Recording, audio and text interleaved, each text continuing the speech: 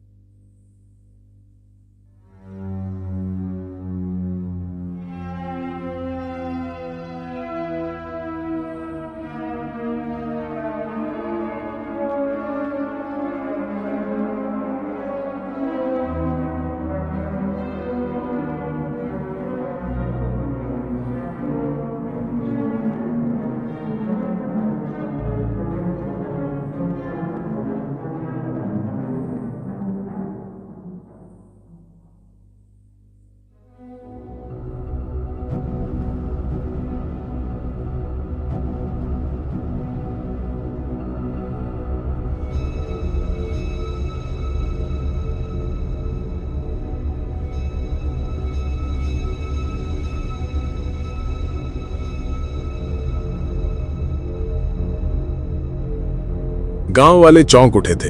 राहुल, ये क्या हाल बना रखा है? मैं जोर जोर से रोने लगा। फिर मनोज ने हाफती आवाज में सब कुछ बता दिया। लोग चुप थे, डर जैसे हवा में भर चुका था। अब क्या होगा?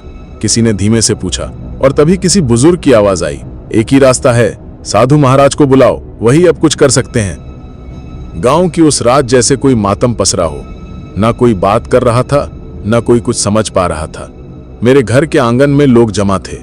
कोई थाली में पानी देखकर झांक रहा था, कोई आकाश की ओर देखकर भगवान को पुकार रहा था। मनोज एक कोने में चुप बैठा था। उसके होंठ सूख चुके थे, चेहरा पीला पड़ गया था। और मैं अब तक सोच रहा था कि ये सब मेरी वजह से हुआ। दीपक की मौत, उसका शरीर पेड़ से उल्टा लटकना। अगर मैं ना कहता कि चलो हवेली में छुपते हैं, तो आज दीपक जिंदा होता, शायद मुस्कुरा रहा होता। मम्मी मेरी पीठ सहला रही थी, बार बार माथा छूकर देखती, कहीं बुखार तो नहीं। मैंने बस इतना कहा, मम्मी मैं ठीक हूं, लेकिन कुछ बहुत गड़बड़ हो चुका है। उधर गांव के कुछ बड़े बूढ़ों ने बैठक की। ठाकुर साहब, जो हमारे गांव में सबसे पुराने और समझदार माने जाते हैं, उन्होंने कहा, सुनो सब लोग, अब ये बात मजाक नहीं रही। राहुल और मनोज जो बता रहे हैं वो कोई सपना नहीं, और हवेली की कहानी कोई झूठ नहीं। एक बुजुर्ग बोले, हमारे पुरखों ने बताया था कि वो हवेली अभिशप्त है, वहां नर पिशाच का वास है, अब वहीं जाग गया है। फिर किसी ने कहा, साधु महाराज ही बचा सकते हैं, वहीं जो तंत्र साधना में पारंगत हैं, वहीं जिसने 2 साल पहले सामने वाले गांव की दानवी बला को रोका था।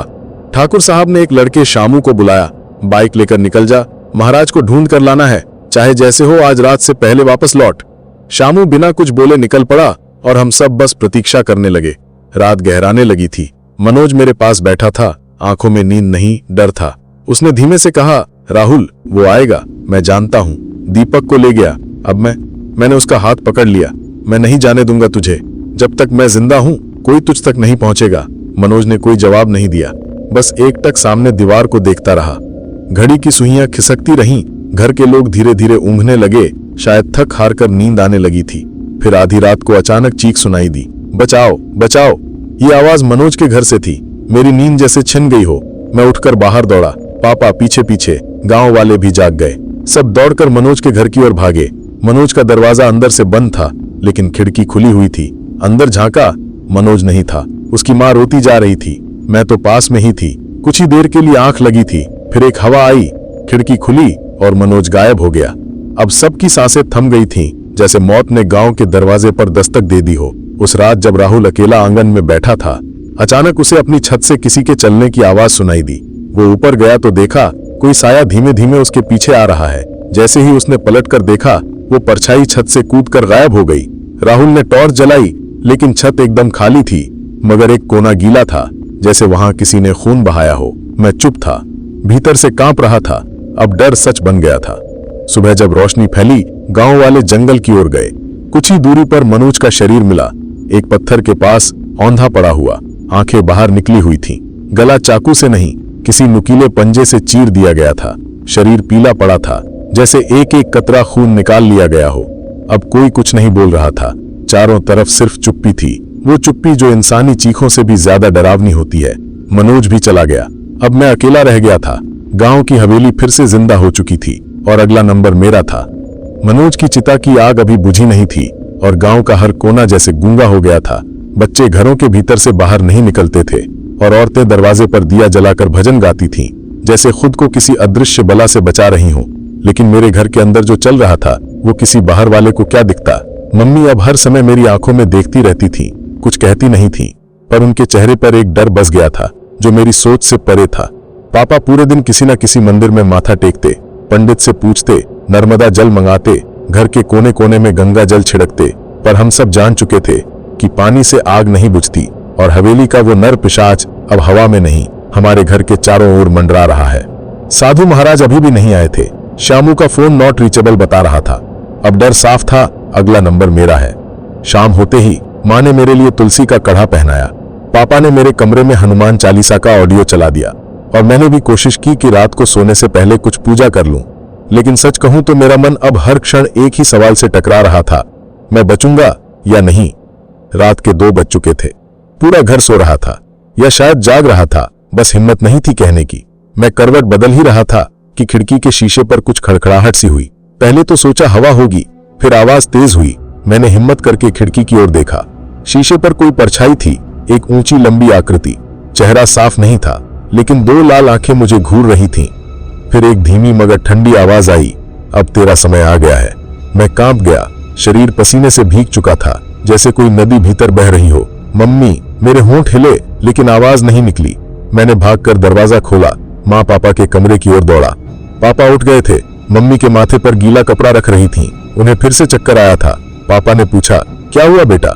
मैं कांपती आवाज में बोला, वो खिड़की पर था पापा, उसी ने मुझे देखा। वो कह रहा था कि अब मैं उसका हूँ। पापा समझ गए, बिना कुछ बोले मेरे पास आए। अपनी जेब से वो छोटा सा शिवलिंग निकाला जो उन्होंने साधु महाराज से प्रसाद में पाया था। वो मुझे पकड़ाया और बोले, डर मत बेटा, ये भगवान शिव हैं, तुझसे कोई नहीं लड़ सकता जब तक तू खुद न डरे। उस रात नींद नहीं आई। मैं बस मंत्र जपता रहा। आंखें बंद करता तो वहीं लाल आंखें सामने आ जाती। सुबह जैसे तैसे हुई, लेकिन डर यहीं नहीं रुका। अगली रात मेरी मम्मी अचानक नींद में चीखने लगी। उनका शरीर कांप रहा था, माथे पर पसीना और आंखें बंद। पापा ने उन्हें झकझोरा, लेकिन वो बोलती रहीं, मेरा बेटा, मत छुओ उसे, छोड़ दो उसे, उसकी जान मत लो, मेरी जान ले लो। मैंने मम्मी के पैर पकड़ लिए। मम्मी, आंखें खोलो, मैं यहाँ हूँ। तभी मम्मी की आंखें खुली और वो अचानक मुझे देखकर जोर से चीख पड़ी, तू वही है, तू वही है। उनकी आवाज बदल चुकी थी। मैं पीछे हट गया। पापा ने तुरंत मम्मी के गले में तुलसी का धागा पहनाया और शिवजी का नाम लेना शुरू किया। मम्मी धीरे धीरे शांत हो गई और रोने लगी। अब घर में जो चल रहा था वो किसी एक इंसान की कहानी नहीं थी। अब ये पूरे परिवार की लड़ाई बन चुकी थी और बाहर हवेली चुपचाप देख रही थी। जिस दिन मनोज की 13वीं हुई, गांव में जैसे एक अनकहा सन्नाटा फैल गया। हवा भी धीमी चलती थी और पत्तों की सरसराहट भी किसी बात की चेतावनी लगती थी। अब गांव का हर शख्स मुझे देखकर नजरें फेर लेता था। कोई आंखों में सवाल लेकर देखता तो कोई बस डर कर। मैं खुद भी अब आईने में खुद को नहीं देखता था। डर लगता था कहीं मेरी ही आंखें अब लाल ना हो गई हों। उस दोपहर में आंगन में बैठा था जब सुनीता का फोन आया। उसकी आवाज सुनते ही मैं टूट गया। तू ठीक है ना राहुल? नहीं, मैं नहीं हूँ ठीक, मेरा कोई नहीं बचा। सुनीता, मैं आ रही हूँ। मैंने मना किया, बहुत मना किया, लेकिन वो जानती थी कि मेरी आवाज में अब वो राहुल नहीं बचा जो मुस्कुराकर कहता था सब ठीक है। अब वहां सिर्फ थकान थी, डर था और अकेलापन। शाम तक सुनीता आ गई, पीली चुनरी, हल्की आंखों के नीचे थकान की रेखाएं और दिल में एक जुनून, मुझे बचाने का।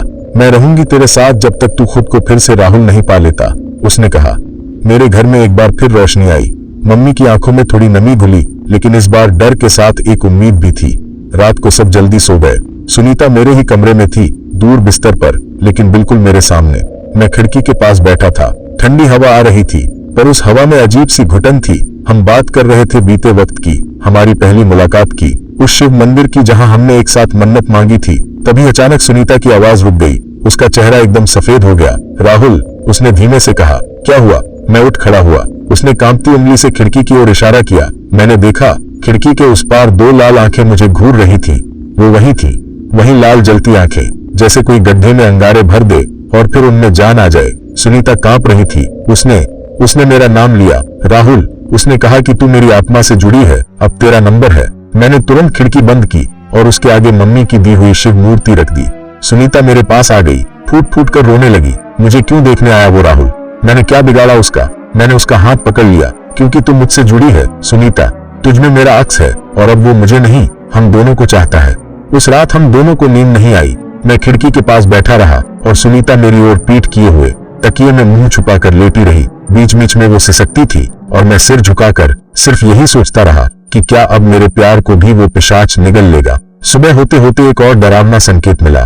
सुनीता के गले पर 3 लकीरें थीं, लंबी लाल, जैसे किसी ने नाखूनों से खरोच दी हो। वो चुप थी, पर उसकी आंखें सब कह रही थी। मैंने उसे गले से लगा लिया। अब सुनीता भी इस जंग का हिस्सा थी और नर पिशाच अब हम दोनों को अपना मान चुका था। सुबह के सूरज की किरणें आंगन में बिखरी थी, लेकिन घर के भीतर अब भी अंधेरा पसरा था।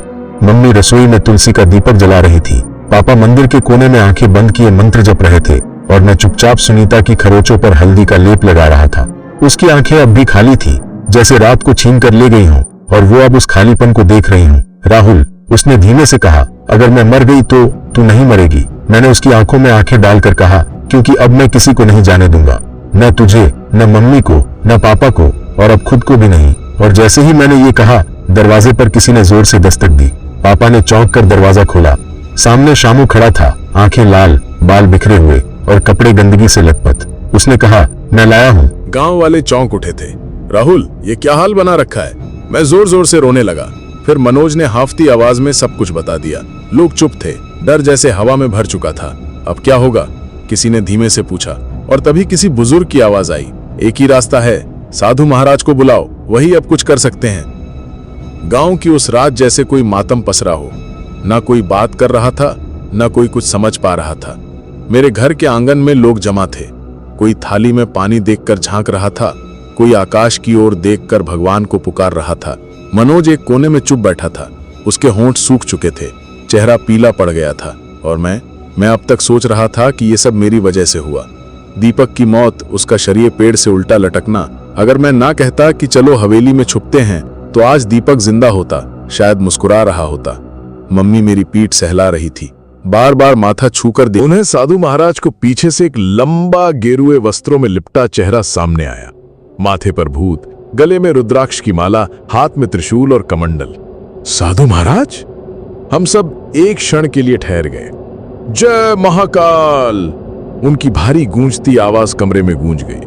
मैं उनके पांव छूने को झुका, पर उन्होंने मुझे उठा लिया। राहुल, तेरी परीक्षा अभी खत्म नहीं हुई बेटा, अब असली युद्ध शुरू हुआ है।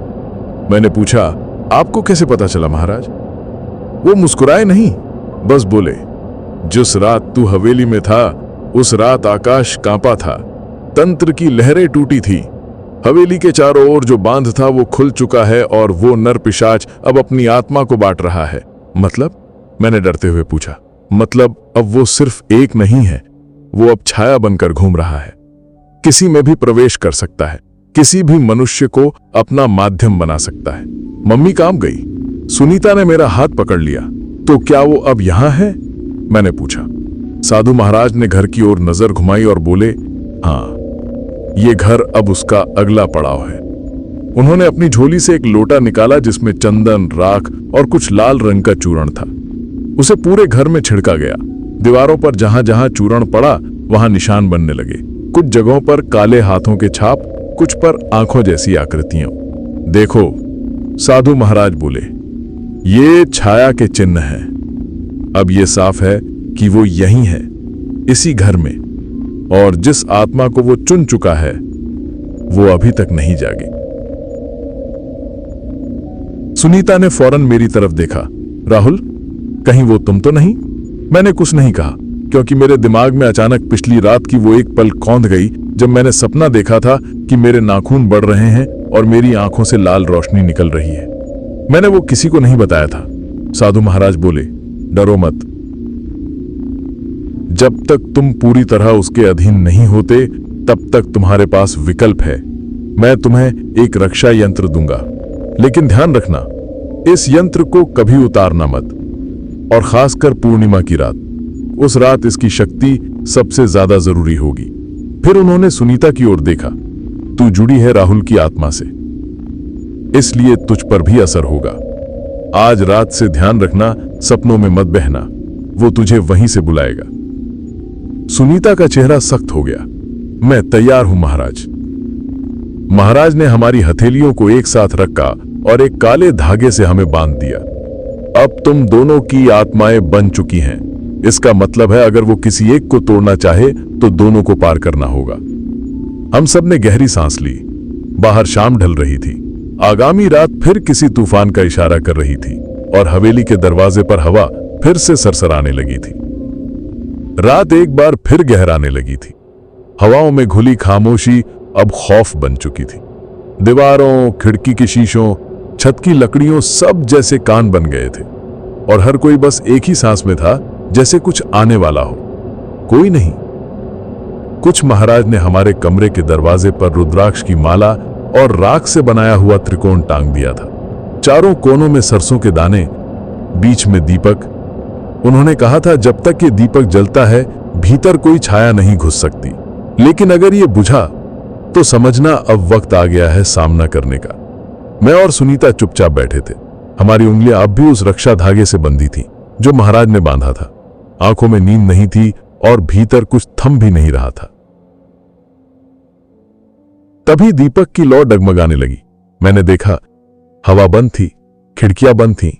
फिर ये लौ क्यों कांप रही थी? फिर एक पल ऐसा आया कि लौ एकदम बुझ गई। एक ठंडी सांस जैसे किसी ने मेरे कान के पास छोड़ी। सुनीता कांप गई। उसका चेहरा डर से स्याह पड़ गया। उसने फौरन मेरी कलाई को कसकर पकड़ा। कमरे का तापमान अचानक गिर गया। पंखा तो बंद था, लेकिन फिर भी जैसे बर्फ की हवा बहने लगी। और फिर वो हुआ जिसका डर सबसे गहरा था। आईने पर उभरा एक चेहरा, लाल आंखें, लंबे नुकीले दांत, और वो हंसी जिसे सुनकर मनोज की मौत याद आ गई।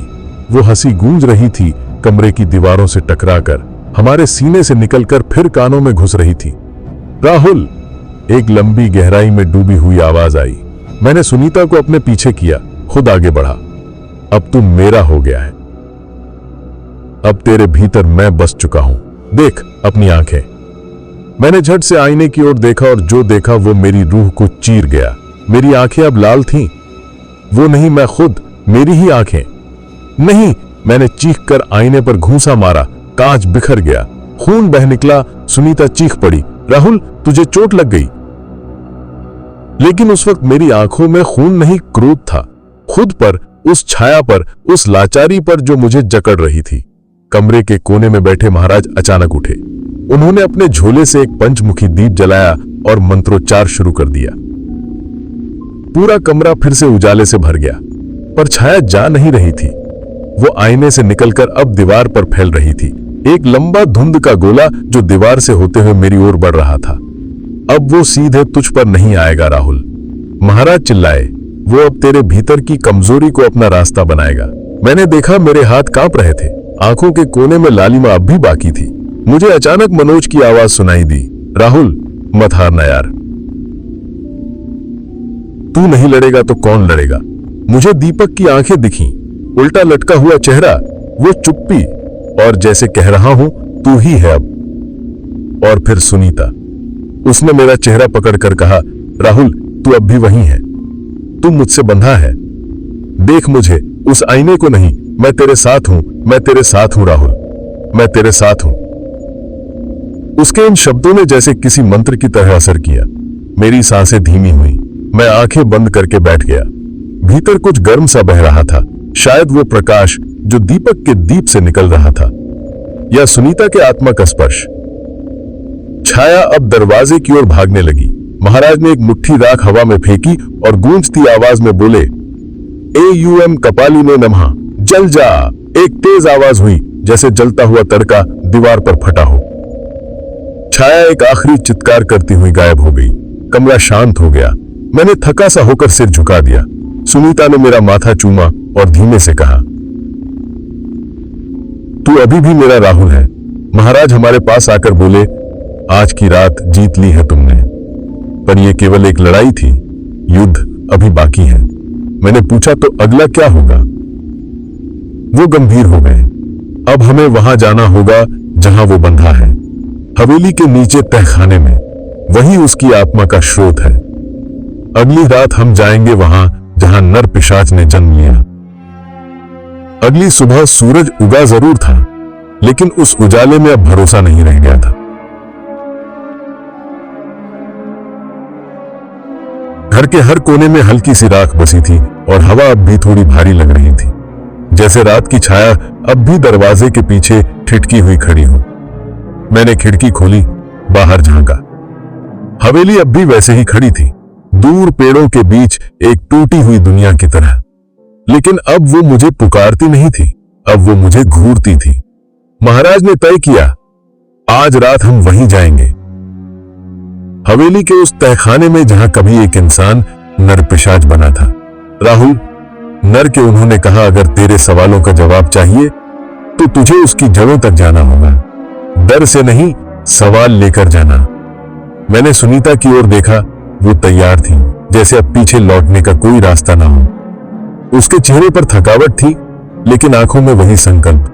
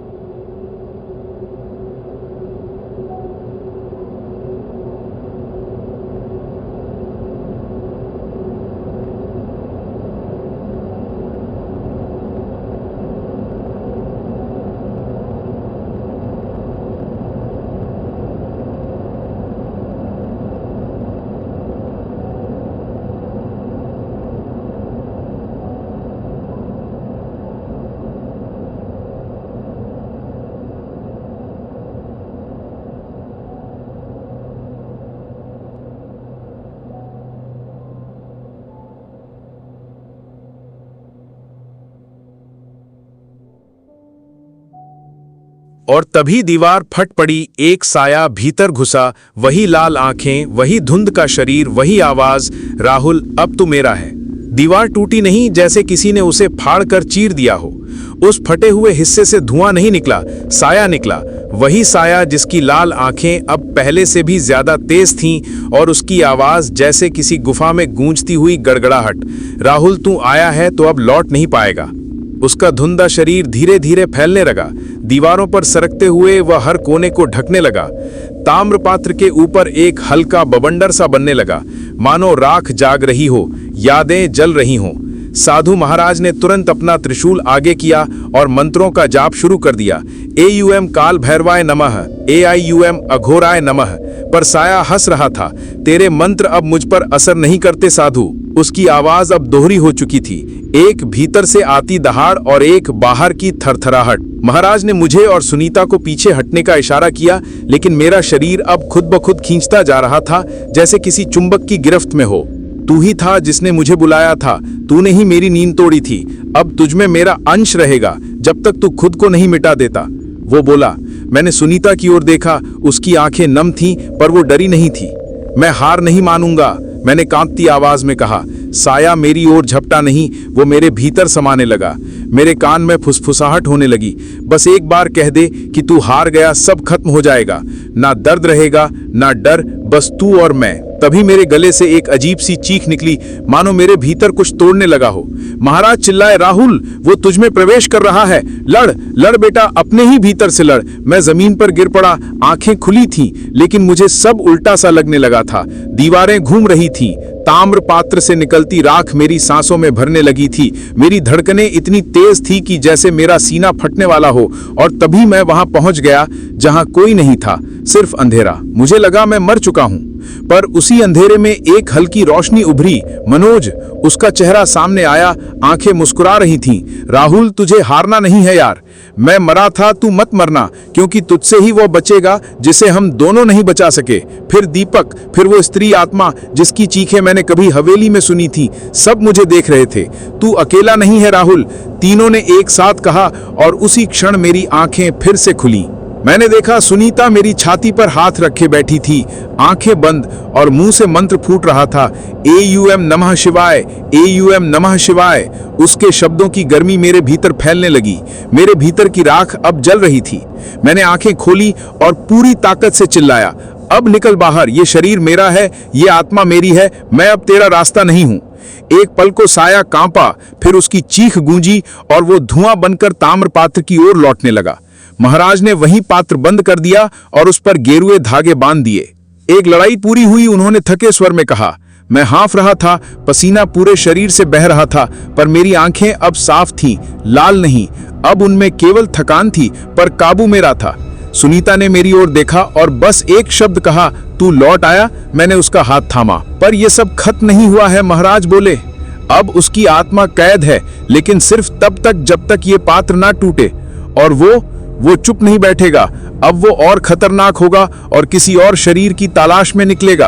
और तभी हवेली की छत से एक झोर की आवाज आई, जैसे कोई चुपचाप सुन रहा हो और अब जाकर चला गया हो। हवेली से लौटे 2 दिन बीत चुके थे, लेकिन मन अब भी वहीं अटका हुआ था, उसी तहखाने में, उस ताम्र पात्र के सामने जहां नरपिशाच की आत्मा चीखती हुई राख बन गई थी।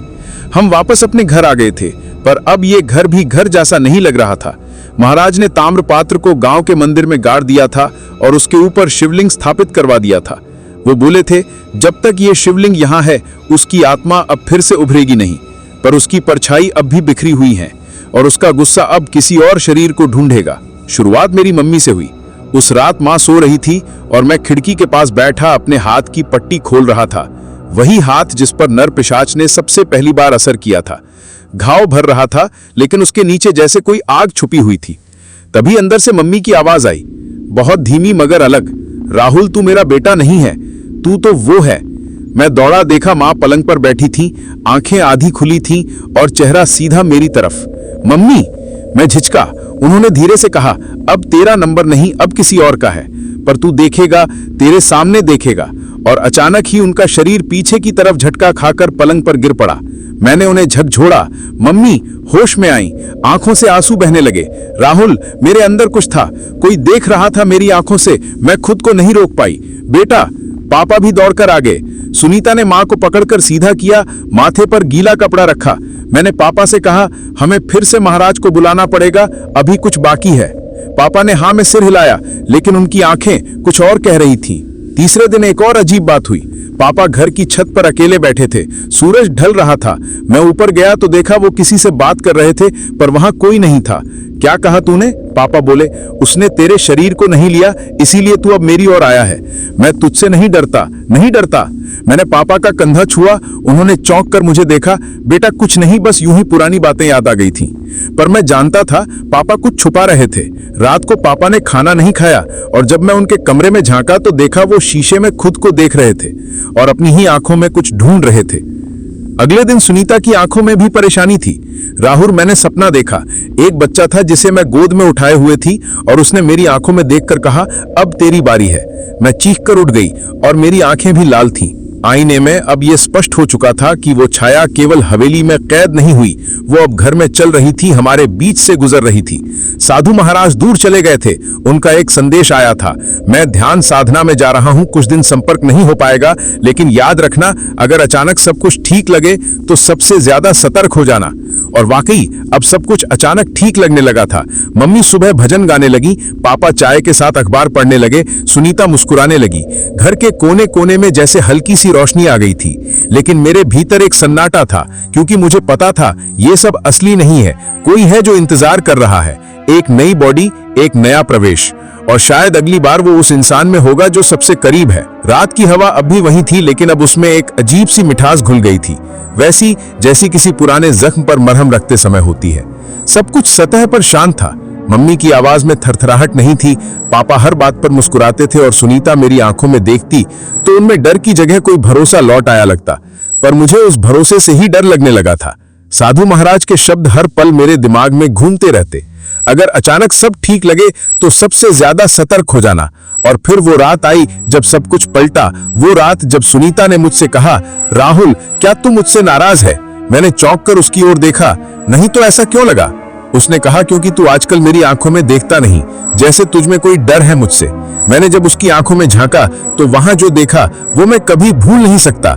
वो आंखें एक पल के लिए पूरी तरह काली हो गईं, बिल्कुल गहरी अंधेरी, जैसे किसी कुएं के भीतर उतरता जा रहा हूं। मैं, सुनीता, मैंने धीरे से कहा, तू ठीक है ना? उसने मुस्कुराकर कहा, अब ठीक हूं, अब सब ठीक है, अब कोई डर नहीं बचा। उसका चेहरा वैसा ही था, आवाज वैसी ही, लेकिन भीतर कुछ और था। वो सुनीता नहीं थी, उसके भीतर अब कोई और था। मैंने पीछे हटने की कोशिश की, लेकिन वो पास आ गई। उसका हाथ मेरे चेहरे पर आया और उसके नाखून नुकीले थे।